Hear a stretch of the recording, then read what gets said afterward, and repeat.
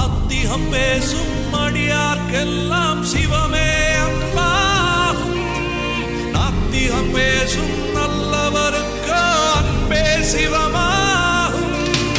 அன்பே சிவம், அன்பே சிவம் என்போம். அன்பே சிவம், அன்பே சிவம் என்போம். அன்பே சிவம், அன்பே சிவம் என்போம். அன்பே சிவம், அன்பே சிவம் என்போம். யார் யார் சிவம்